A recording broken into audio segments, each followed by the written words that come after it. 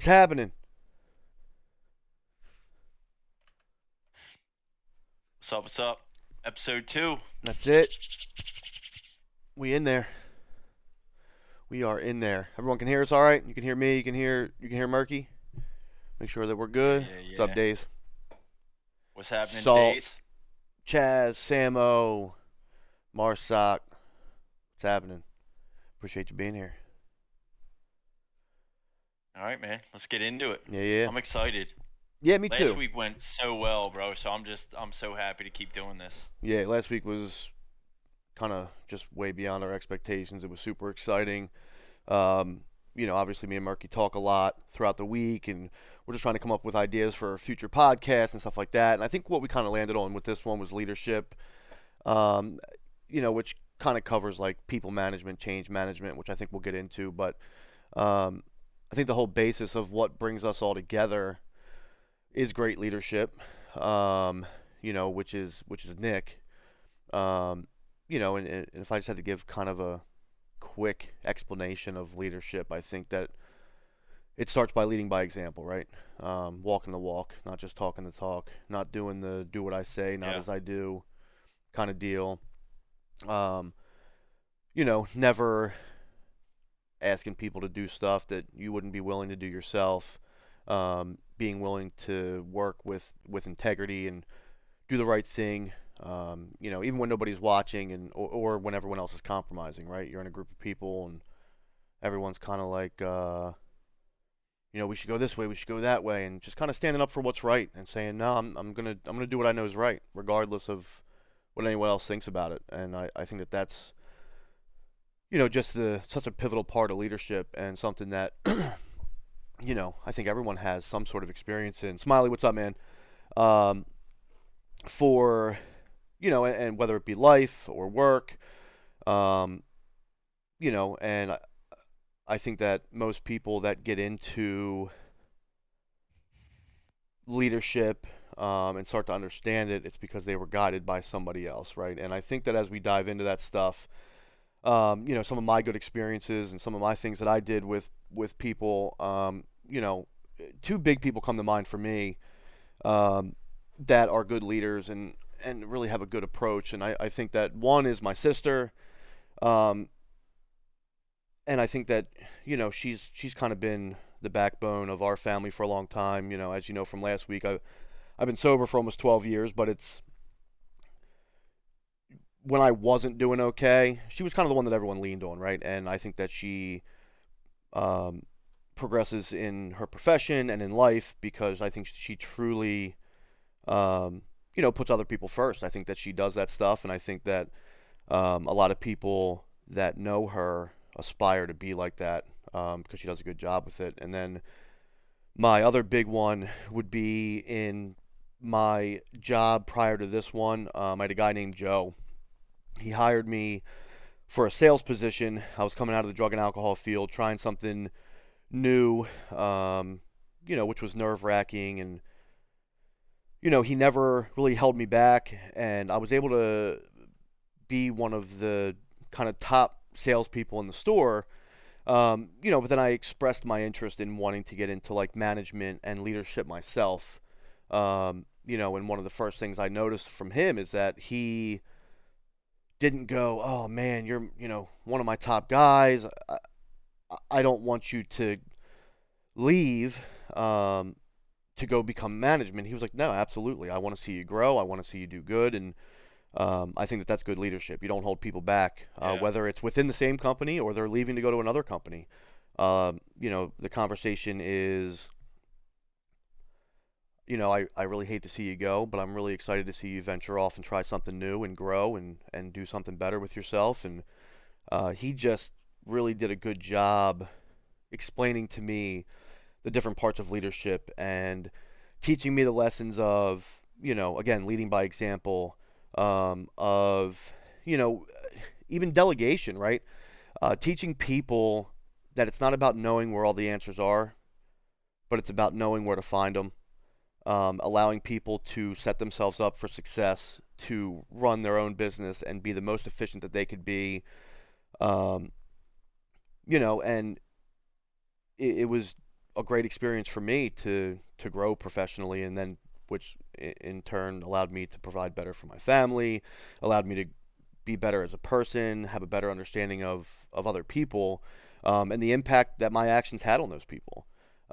It brought a lot of self-awareness out and stuff like that, which we'll get into a little bit later, which is Yeah. huge in all of this. But uh, it all starts with somebody that kind of is the catalyst of being a leader, being a good leader, understanding where you make mistakes and fixing them and owning up to it and doing better each day than you did the day before.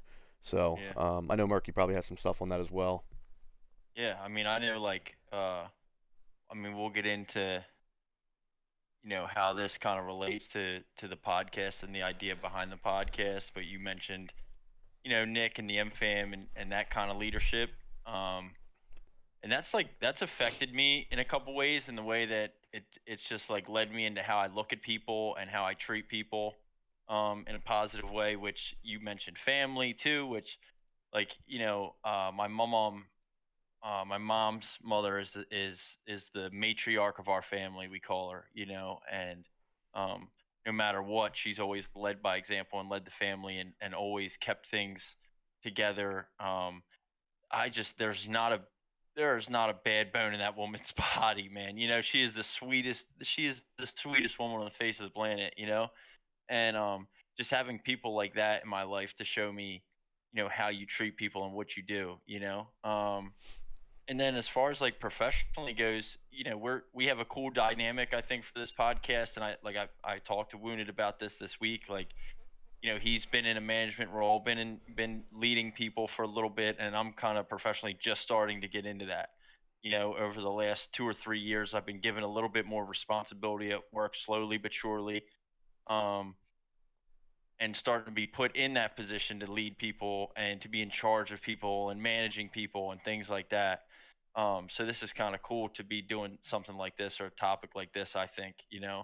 Um, yeah, and I mean, even that right there. So, like having experience with good leaders, for example, like I have a guy now that I work underneath of, um, who really over the last 2 years has taken an interest in me personally, seen what I'm capable of, understands that I'm, smart enough to handle more than I'm doing now, and really sets me up in a position to be successful, you know, in leadership in the future. Like he has these plans and these ideas of what he wants to see me accomplish and doesn't like dump that on me right away and puts me in a position to where I could fail. He kind of gives it to me step by step and slowly but surely and puts me in a position to where I can succeed. If I work in construction, obviously, and I've seen over the years. I've been in construction since I was a kid, since I was in high school. My dad owned a construction company. I've done it my entire life. Like I was on construction equipment when I like before I could drive. Like I was on bulldozers and loaders and excavators and things like that before I drove a car. And like I've seen this for years is that like guys, smart guys like me, younger guys like me in the field get put in these management or you know, uh, in charge of people when they're really young before they're necessarily ready for it. And it just becomes too much for them and they crumble. It makes them look way worse. Instead of giving it to them kind of slowly but surely, it gets dumped all on them at once and they're put in a position to where they fail instead of put in a position to succeed. And I feel like I've been put in a position to succeed by the people that I work under now. And then I've worked for guys in the past that their leadership is way different, you know, um, not necessarily good leaders, to where it's just like, this is the job, do it. And I'm like, okay, like any, like you have any guidance on that or like what, none. no, no, no. Just this is what this is what I need, and just do that. I'm like, okay, you know, what what do I do now? You know what I mean? Just no type guidance at all. So it's kind of like it's like black and white styles that I feel like I've dealt with, and where I'm at now is just it's pretty awesome. Yeah, and I think that, as I transitioned from learning from somebody who's in, who's has a ton of experience in a leadership role, into going into one myself when, I was able to take over my own store, and even back to when I was working for a drug diversion program, right? So these people were, um, court mandated to go be part of this program where they, rather than going to jail, it was an avenue to get them some help, and we would run groups and we would have one-on-one sessions, and I would go meet them when they would have their monthly court check-ins, and we would talk to the judge, and we would discuss their progress and what they're working Yeah, on and what they're still struggling with. um, and even in that, being a person in recovery, like, I was a leader in that sense of going, at that point I probably had, I don't know, 4 or 5 years, and these people are coming in and they have 3 days, and um, they still have it's that still idea. really new. Yeah, Yeah, and they still have that idea, um, that there's no hope. And I was able to provide this perspective of, I was where you were and I am where I am now, and these are the steps I took to get here, and these are the steps I continue to take to yeah, maintain a strong foundation. And I try to take that same approach even when I went into something that wasn't drug and alcohol related, and I'm just running a large retail store. And a big thing was always explain the why. You get people to want to do things, right? So it's, why do we get so many details on a job from a customer?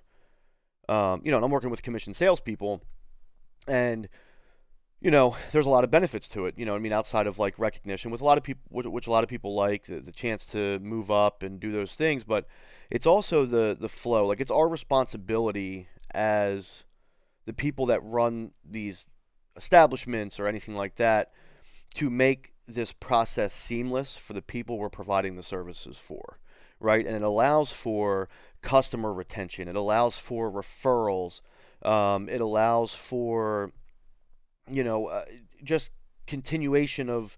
It allows for lack of having issues, right? Like, if you have something seamless and it goes the right way from beginning to end, you're not then going back and repeating steps that, if they were done appropriately the first time, you know, you would have skipped that and you could have just moved on to the next thing. So it really is about creating a culture in which people want to work together, in which people want to, have a good experience and create a good experience, right? We took an approach. I worked for a company called Avalon Flooring prior to the company I'm at now. I was there for 5 years.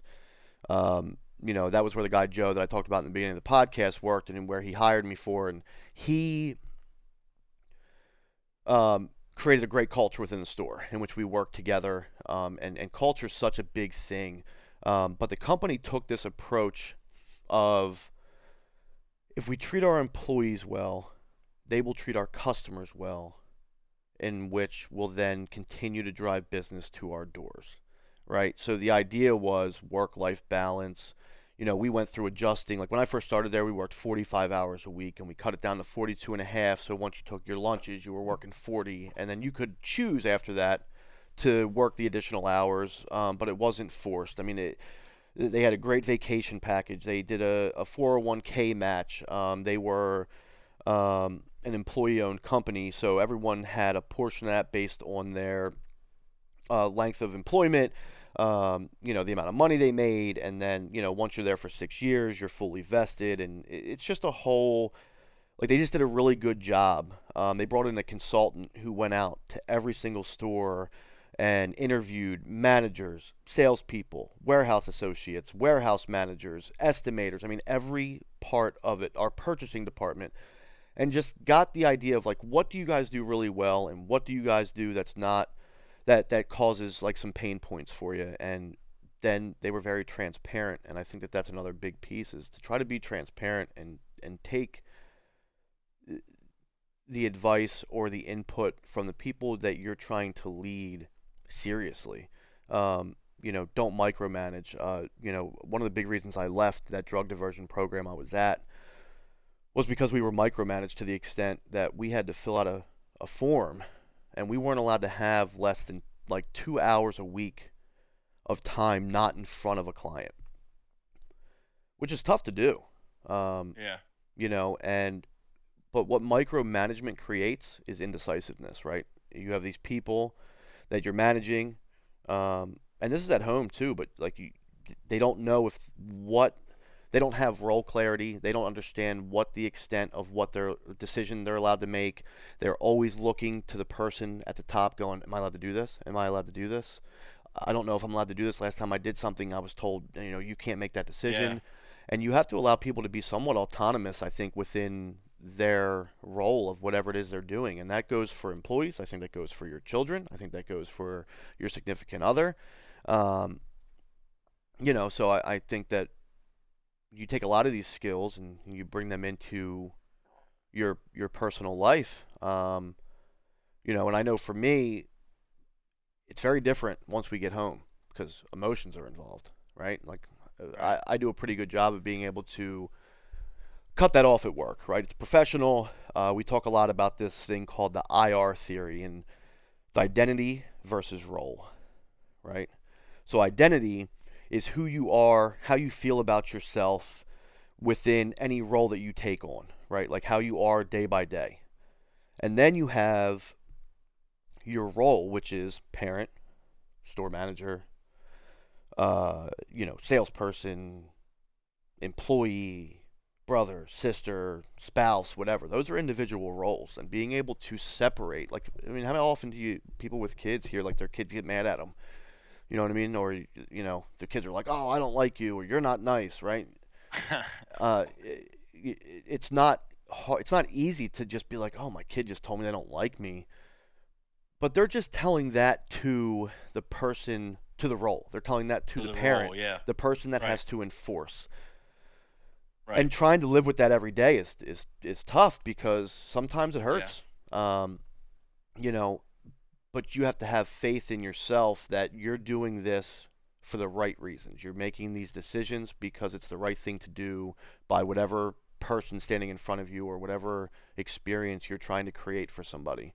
And Yeah. um, they always say have a high I, and then your R can kind of fluctuate.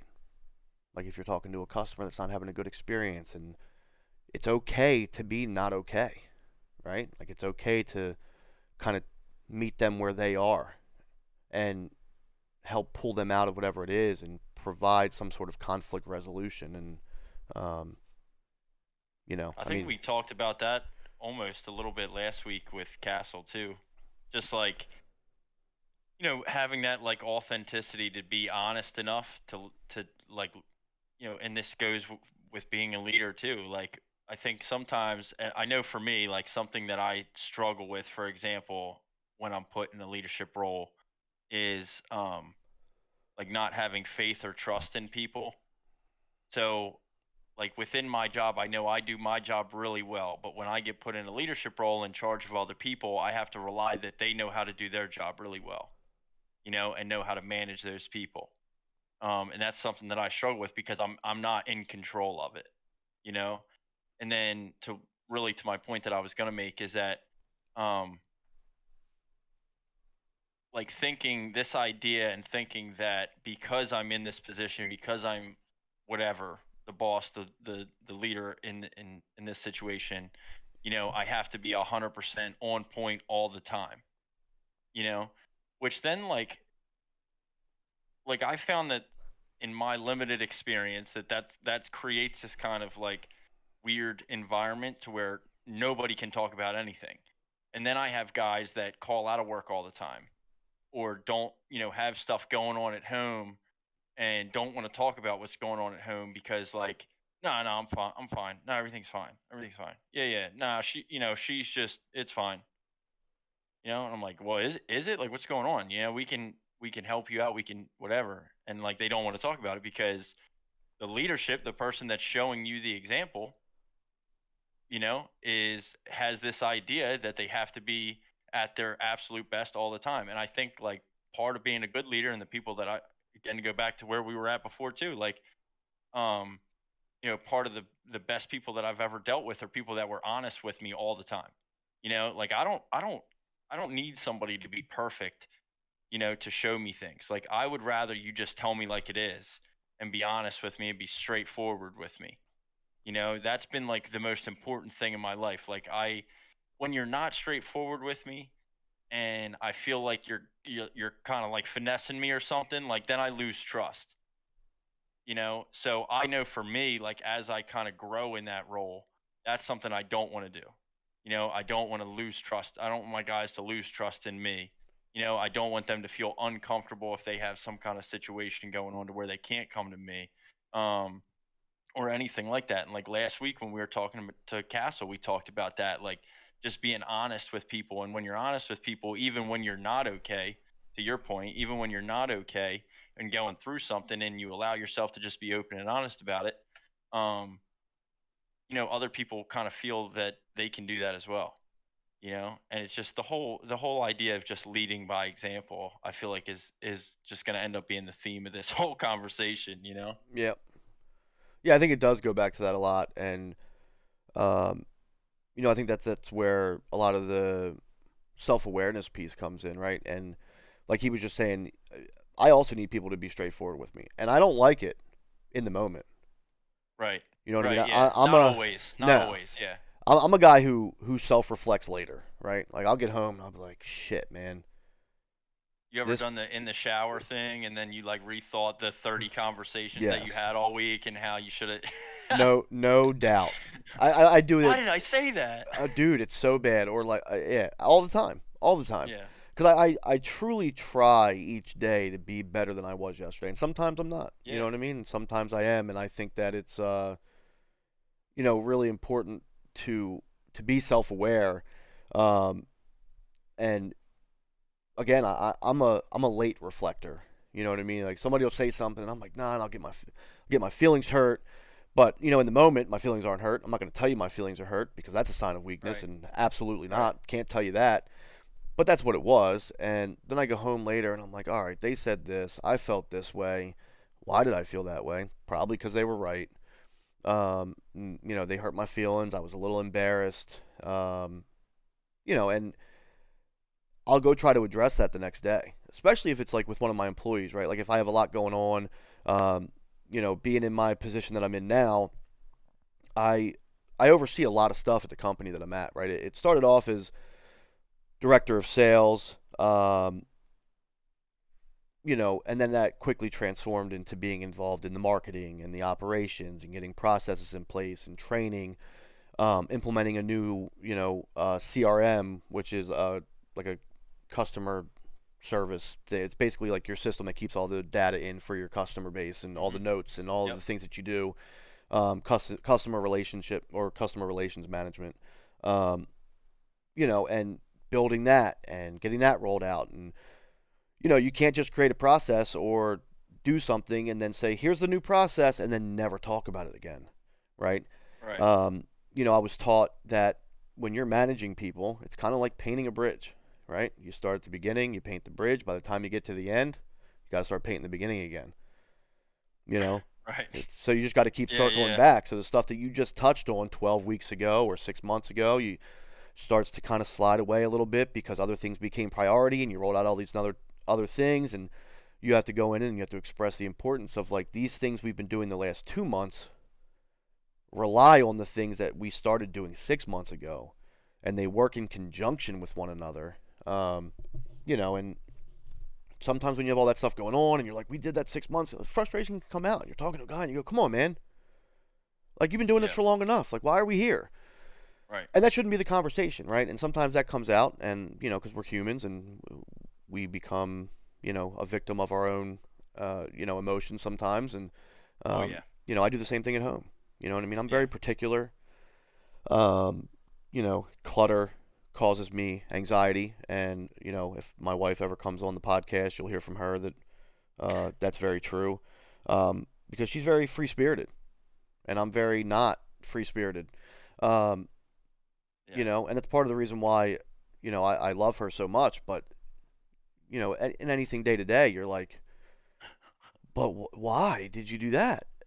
And when you are with somebody for as long as we've been together and you're trying to do that, like you have to try to be easy with it. And I'm not always like that, because I have high expectations and uh, of everyone, including myself. And sometimes I Yeah. don't think that it's fair. And when you hold people to certain expectations or your expectations are too high, you set yourself up for disappointment. You set yourself up for resentment. And then your resentment and your disappointment affects your ability to interact with these people in an effective and productive way. And being aware of that is tough. Admitting you're wrong is tough.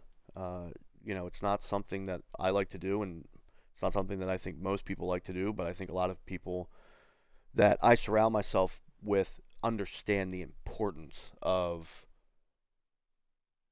being able to admit that you're wrong, why you were wrong, and Yeah. not having the but after. Hey, I was wrong yesterday, but Yeah. you Right. were wrong too. No, I was wrong yesterday, Right. and Right. in the future, I'm gonna try to approach the situation this way. Um, so let's put that behind us and move on and continue with our relationship, with whether it be personal, professional, whatever it is. But I think that that's just an important step to take. And again, being self-aware is it's not easy to do. Um, Yeah. and understanding your weaknesses and where you fall short, it's not always easy to do. And Yeah. I can definitely be. It's easier for me to be self-aware after the fact. 100%. yep, Later on, and like I have conversations with my managers, and then later on apologizing to guys and whatever about how I react. Uh, you know, because again, like I know how to do my job, so I expect you to do yours. And if anybody doesn't has like any kind of trouble with anything, I'm like, why? What's the matter with you? What are you, stupid? yeah, Like what? And it's just ridiculous, but I just get so wrapped up into it. And then like I can understand in hindsight that like the way my mind works, not everybody's mind works that way, but in the moment, this is in my mind, this is how it works. So why don't you understand that? yep, You know? And it's like that doesn't everybody like one thing I learned years ago when I was a kid in school is like the different styles of people in ways people learn. There's people learn things in completely different ways, So the things that maybe make sense to me don't make sense to somebody else. Yet I demand them to know, and to understand it the way that I understand it and do it the way I want them to do it, the way I think about it and get there the way I want them to get there. Um, and I'm very, very good at recognizing that, like I said, in hindsight, like most of the time, if something like that happens at work, I get home from work that day. Once the dust kind of settles, I guess you could say, I take my shower. I kind of, because I work outside or whatever. So I take my shower when I get home from work. I take a shower. I kind of chill out for a minute, and when I start processing my day, or I'm going doing my paperwork for the day or whatever. And I'm just thinking about it, and it kind of hits me like, oh, damn, probably should have handled that different, you know. Or like one thing, like people, especially a different attitude that people have showed me, um, people that I look up to in recovery too, especially is like kind of having that empathy, um, and thinking about like the things that people have gone through for them to be where they're at now, and like in my field, for example, there are a lot of guys that have immigrated to this country from other areas of the world who probably have not had the easiest life, have probably not had the easiest time doing that. There's a little bit of a language barrier. Um, and I'll get frustrated because it's difficult for us to communicate sometimes, you know? And then I get mad or I get frustrated instead of like, and then later in hindsight, I'll have this thought of like, dude, just for a second, think about what this man's probably gone through in his life, right? And there's somebody in particular. Obviously, I don't want to say his name or anything, but there's a guy in particular. He's from a country down in South America. Came to the United States when he was 17 years old by himself. Okay, left his family in the country that he's from, came here completely by himself. Um, he had a book bag. That was all he had. He had a book bag with like, whatever random crap in it. Um, didn't know where he was going to stay. Had no money. Just came here. Just got himself here. Just got his body here. That's it. And just showed up. And then like met this guy at the airport that let him stay on his couch for a couple days until he found some random work that guy paid him cash for, and all these different things. And then like now, owns his own home, has a couple vehicles, is married, been married, I think the better part of a decade, has a couple kids. Kids are in school. I mean, and I just think like, man, like, I'll get frustrated over the language barrier, and it's like, man, like, think about what this man has had to go get through, to even be where he's at right now, and then he's dealing with me, and I want to be an asshole to him for what? Like there's that under having that understanding, is something that I definitely need to practice a little bit more too. Even just with that, having the empathy for what other people have been through, that understanding, the fact that everybody doesn't think like me, doesn't understand things the same way that I understand them. you know um and it's difficult. Like I said, I can do it very well in hindsight and in the moment, or but in the moment, I just get so wrapped up, and that's something that I'm trying to work on now, is kind of just pausing, and allowing people, having faith in my guys, and allowing them to do their job, and every time I do that, they I'm never disappointed. I'm never disappointed. Everything gets done the way it's supposed to get done. May not have been my way, but it got done. It got done correctly. Um, and it's tough. And then as far as like family goes, yeah, I mean, I like what you said about like the roles, because I definitely deal with that with my kids, right? Like I have a 2-year old, for example, that can go from wanting to do nothing but cuddle on daddy's chest, and that she wants to watch Coco Melon with dad, and sit on the couch and have her apple juice and her teddy bear and watch Coco Melon, with daddy or whatever. And then, 5 minutes later, when she's sticking her hands in the dog food and sitting on her little brother's head, and I gotta, confront her or discipline her about that. Now I'm like the worst person in the world, and she's not mad at me. She doesn't hate me, she doesn't like getting yelled at. She's two, you know. Um, I don't like getting yelled at, and I'm 35. right, right. And I get it. I just think like, um, with what you said, like the identity of self, and like for me, like when even in family, even with my wife or whatever, with anybody in my family, when I'm comfortable with who I am as a person, we talked about this last week too. Like when I'm comfortable with who I am as a person, I'm okay with playing different roles. I'm okay. I'm comfortable with who I am as a father, so I'm okay with playing the role of the dad that is just cuddling, watching Cocomelon on the couch, and giving her ice cream when she shouldn't have ice cream, or doing, whatever, being the fun parent. But then I'm also okay with disciplining and stepping up when I need to do something like that, if if she's doing something she's not supposed to, because at the end of the day, I know that I have her best interest at heart, and I know that, I'm trying to guide her in the right direction no matter what the situation is.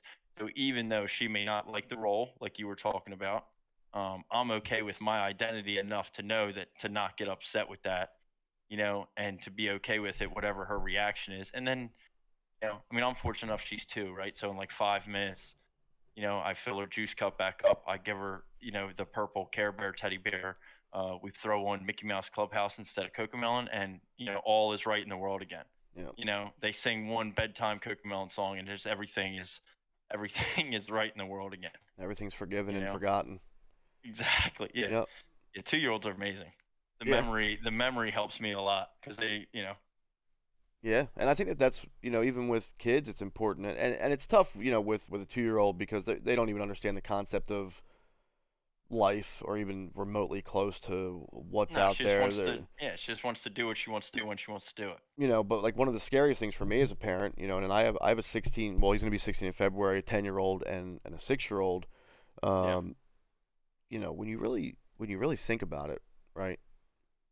You Hmm. have the control to lead by example and do the best you can to equip them with the ability to make the right decisions. But at the end of the day, they're going to make their own decisions when they get to that point in Correct. their life. Correct. Yeah. And that's fucking scary. Yeah. To know that ultimately you can do the best you can and you don't really have complete control. Um, so when you're trying to lead these things, these people, these babies, these humans, and uh, you know, and these aren't just regular people. Right? These aren't people you're managing at a job. These are people that are a part of you. These are people that you love unconditionally, that you would give your life for. You know what I mean? And you're trying to provide the best life you can, and you're trying to like walk on this tightrope between enabling and providing a good, healthy life experience, teaching independence, but also being able to, you know, coddle them a little bit and show them love and what that means, um, and even spoil them a little bit. I think that there's a fine line, and I know that for my kids, like we do a lot for them, right? It's and we're trying to do the independence thing, but it's tough. I mean, there are Yeah. certainly things as a parent that I do, and that my wife does, and that we do collectively, where we may not be teaching them the best life lesson, and we have to work on that kind of stuff. We may not be teaching them always to be responsible in the right situation, and then sometimes we do a great job at it. And I think that it's tough. Right. It's tough trying to figure that out, and it's scary. There's no real book telling you how to be a parent. I mean, there's a million out there, but Nah. no one can Yeah. I prepare you don't. for that. Yeah. I don't care. I just had a buddy of mine just had his first kid, and I asked him because like, but both of mine are really young, so I just went through all this, and like, I asked him, I was like, "How many people have asked you if you're ready yet?" He's like, "Everybody. Everybody asked me like, you ready for this?" You The answer know. is no. And I told him, I was like, "I don't know what you've been telling those people, but you're just not. Okay, just accept that you're not, and it's okay." You know, because I remember like, I mean, this is a little off topic, man, but I remember like when we took my daughter, my first kid, when we took my daughter home for the first time from the hospital. This was pre-COVID, and so she was in the hospital for a couple days. We take her home for the first time. We had a one-bedroom apartment or two-bedroom apartment at the time. We take her home. We get in. We put all our stuff everywhere, whatever. And I sit her down on the floor, and then me and my girl look at each other like, all right, what now? Like, Yeah. uh, okay, now what do we do? But yeah, I can imagine, mine are young, man, but I can imagine that when they get older and allowing them, like trying to give them the independence to do things, but then like if you see them maybe not, like maybe making the right decision, like I feel like you almost have to let them make that mistake, right? Because like I know when I was a kid, my dad tried to give me so much guidance that now, again in hindsight, I can look back on and say, "Wow, I probably really should listen to that." You know, but in the moment, I'm 16, dude. I know everything. I'm Yep. the smartest human, toughest human in the world. Nobody can tell me nothing. You know what I mean? And especially my dad. You know, and but now, 12 years later, I'm like, wow, he was right. He was he was right about a lot of those things. But I didn't get to that point and I didn't learn the lessons that I needed to learn, you know, um, by doing everything perfectly. Everything that I've learned in life has been through making mistakes, really. And sometimes you learn things by doing things the right way the first time, but most of the time, for me anyway, I've learned everything by making mistakes and learning from the mistakes, you know? And just to tie, just like for the subject of what we're talking about now, like in my mind, my dad's been a great leader in my life, right? And a great leader always allows me to make mistakes on my own, and learn from my own mistakes. Because I can tell you things 100 times if I want, you know.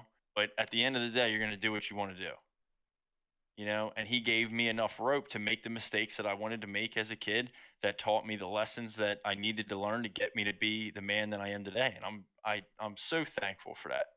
I'm so thankful for that. Yeah. Um yeah, and I don't know, man. I mean, I think, you know, just with the kids, like it that is I'm not there, and I know you're getting there, and it's tough. I can't imagine, you got to start giving them that rope. You got to start being that leader in the house, to where it's like, everything's not under your control anymore, and giving Yeah. them that rope to make those mistakes and do those things. And they're going to learn the life lessons the way they got to learn them, good or Yeah. bad.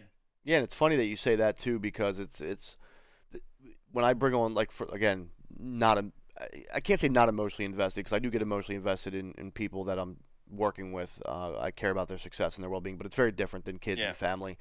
But I it even say is. to Yeah. them in the very beginning, I go, "You're gonna make mistakes.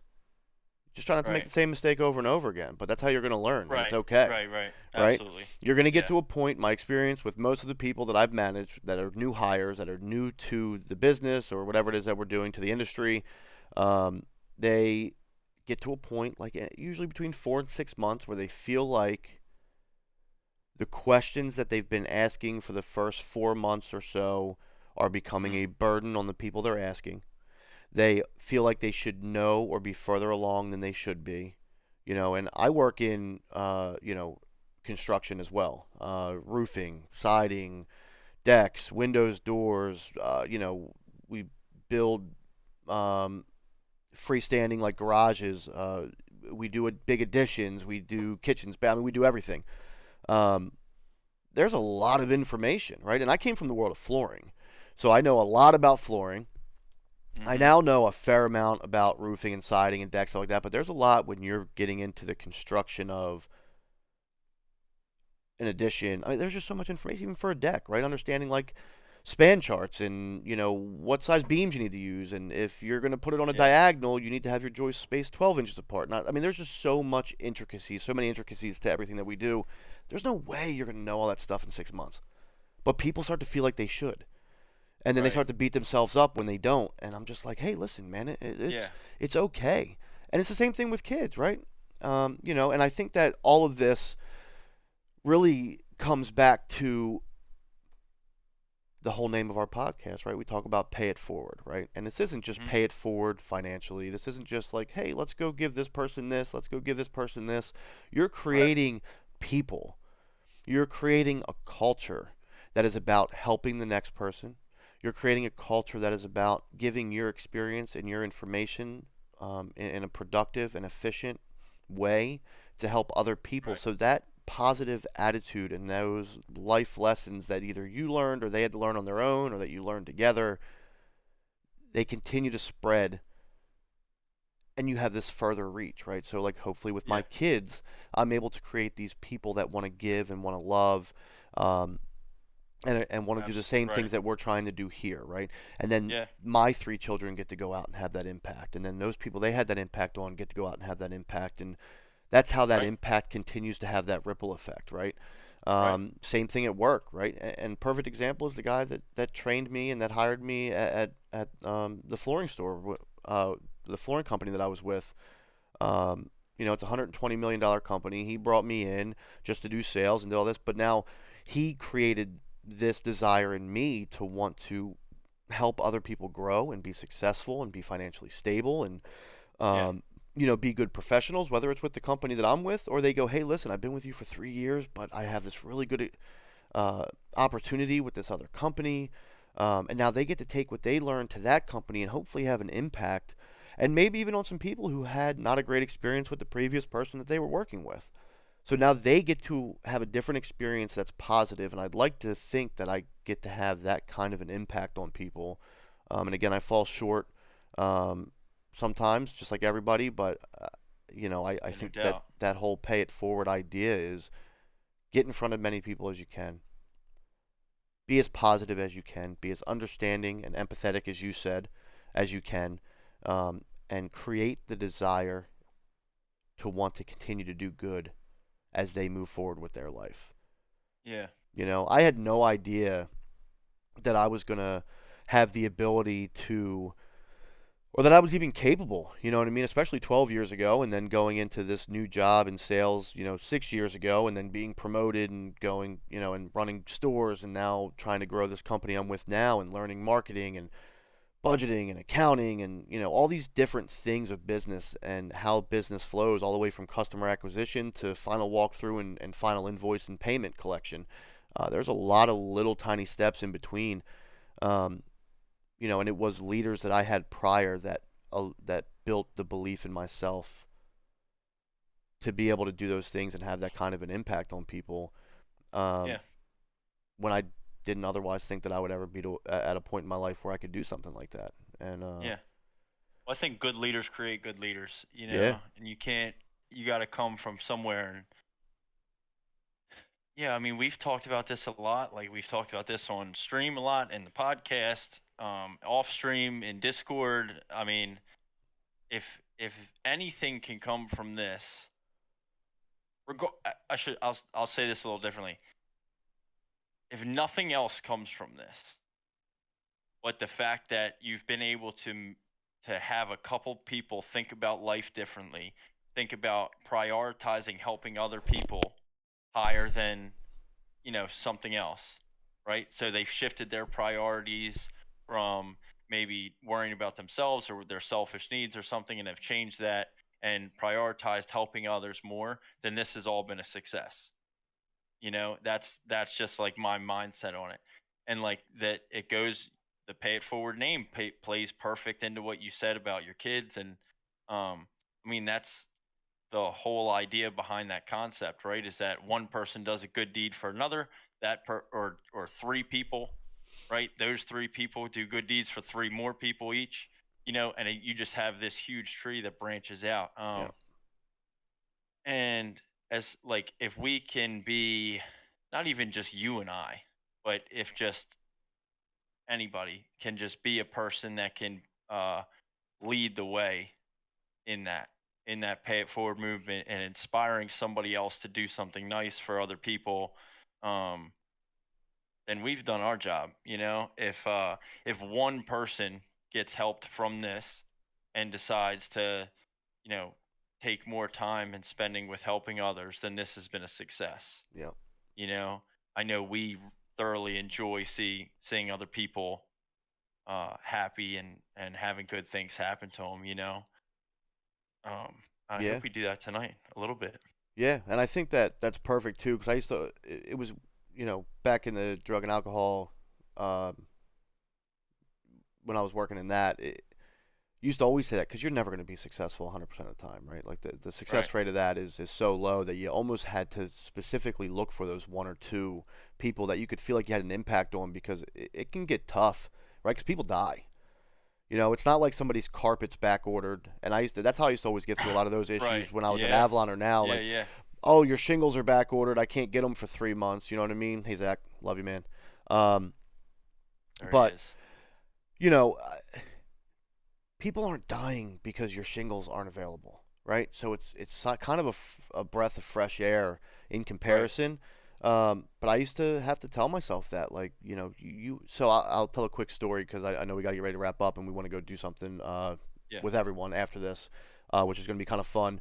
But I had a guy who went through one of the programs I worked at, right? And I'm gonna try not to get emotional talking about this because sometimes I will, but I'm gonna try not to. So, because you don't think about this stuff, right? So this guy goes through this program, and he gets into construction afterwards, and then I go start working at Avalon Flooring, right? And next thing I know, this guy comes to the store. He's got to get a couple things, right? And he's been doing well ever since.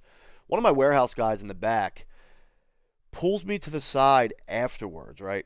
And tells me, he's like, "Yo, that guy that just left came back here," and he's like, "Yo, you know Thomas, right?" He's like, "Well, of course I do. I work for him in the warehouse of the store that he runs. Of course." And he's like, "Yo, I just want to make you aware that that guy, like, just about saved my life. You Wow. know, like Yeah. and this was, I'm talking, this is like, 6 years later after he had been in the program, right, and gotten out. He was Right. like, he was able, all the stuff we talked about, he was able to provide some hope when I didn't have any, and he was able to give some good direction and tell me his experiences about when he got here versus what he's doing now to maintain jobs and relationships and the steps that he took. And I saw the guy. I was super happy to see him, but it was enough to the point where he felt like he had to tell somebody else, like, yo, this is what this guy did. Um, and I was just kind of like blown away. And I'm sitting in the warehouse back at my job, and this guy's telling me, and I'm like, yeah, that's, and I'm trying not to like get all teared up and emotional, and um, but it was people like that that made those jobs worth it, right? It was, and those are the things you had to look for, because again, you're not gonna 100% of the time find success, right? And whether it's that or you hire a new salesperson and they don't work out, um, you know, it's being able to be like, hey, you know what, that one didn't work out, but these ones did, and I was able to have an impact. Um, and it's just stuff like that. And I think that the biggest thing that we talk a lot about, and I guess these will be kind of my ending thoughts on it. I think it's important, and what I tell anybody now, and it's important to listen to understand rather than listen to respond. I know it's so easy. You're sitting there listening to somebody talk, and the whole time you're in your head going, "All right, this is what I'm going to say next. This is what I'm," and you listen, and you don't hear anything that they have to say. I tend to do Yeah. that most probably with my wife. And one of the things that my sister, I do it. That's I'm true. telling you, dude, I, Same. I do Same. it. Same. Same. Same. I'm Same. just like, oh, she's saying all this stuff. This is what I'm going to say, and this is how I'm going to rebut all these things, and I don't listen to understand because it's, yeah, it's what I struggle with. And the other thing is something my sister always says to me, and she, and oh my God, it drives me nuts, makes me so angry, but because it's right, because she's true, it's true. She goes, "Are you looking to resolve, or are you looking to be right?" And I Right. go, "Fuck, I'm probably looking to be right," which isn't a resolution. You got to look to resolve. Solution-based thinking is a good trait of a good leader. How do we come up with a solution? Let's not continue to dwell on the problem. Let's not continue to talk about how this went wrong. We are here. How do we fix it? How do we move forward? There's nothing we're going to do that's going to change the fact that this happened and it brought us to this point. So let's not dwell on that. How do we get away from this point, and how do we stop it from happening in the future?